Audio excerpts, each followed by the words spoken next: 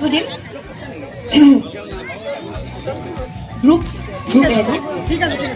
group এ লৈ first প্ৰশ্নটো কৈছে ভাৰতৰ গৃহমন্ত্ৰীৰ নাম কি গৃহমন্ত্ৰী ভাৰতৰ কি কৈছা Jagdeep Mahanta wrong answer B B wrong answer বুলি কৈ দিব মেম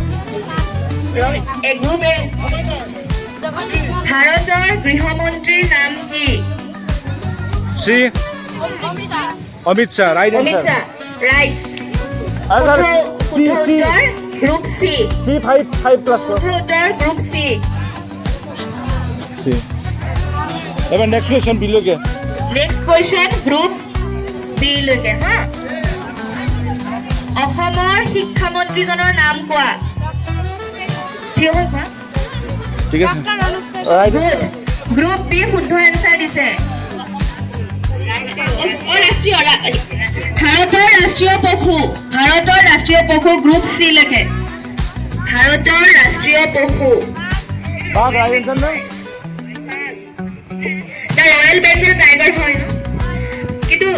শুদ্ধ হ'ব টাইগাৰ দিছে টাইগাৰ ন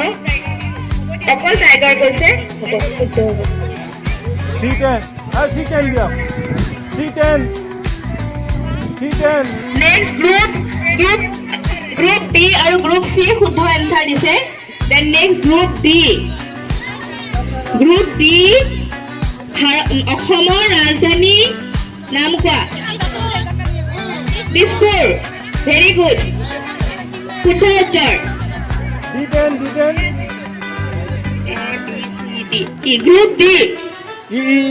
গ্ৰুপ বি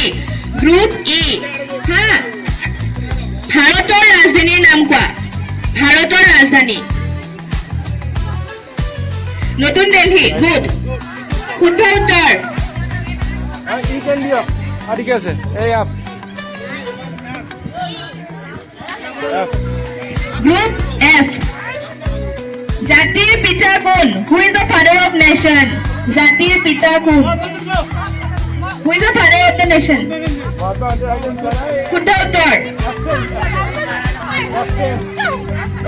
শুদ্ধ উত্তৰ ই ন জি জি জি জি গ্ৰুপ বি ভাৰতৰ ৰাষ্ট্ৰীয় পক্ষীৰ নাম কোৱা চৰাই ভাৰতৰ শুদ্ধ উত্তৰ G10 শুদ্ধ উত্তৰ G10 ভাৰতীয় ৰাষ্ট্ৰীয় সংগীত কি হয় জনগণ থিয় হৈ কোৱা থিয় হৈ ভালকে গাই দিয়া শুদ্ধ উত্তৰ যাব নালাগে A10 আই গ্ৰুপ আই তাজমহল কোনে বনাইছিলে শাহজাহান শুদ্ধ উত্তৰ কাৰ কাৰণে বনাইছিল ভেৰি গুড আনসাৰ দিছ লেখক যে কাৰ না ক'ত গেল অসমৰ ৰংঘৰ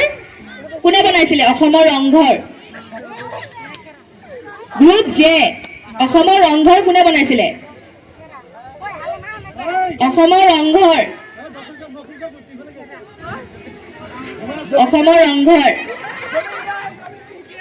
আহোম স্বৰ্গদেউ ৰুদ্ৰসিংহ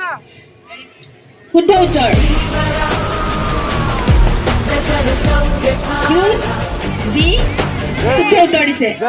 জে 10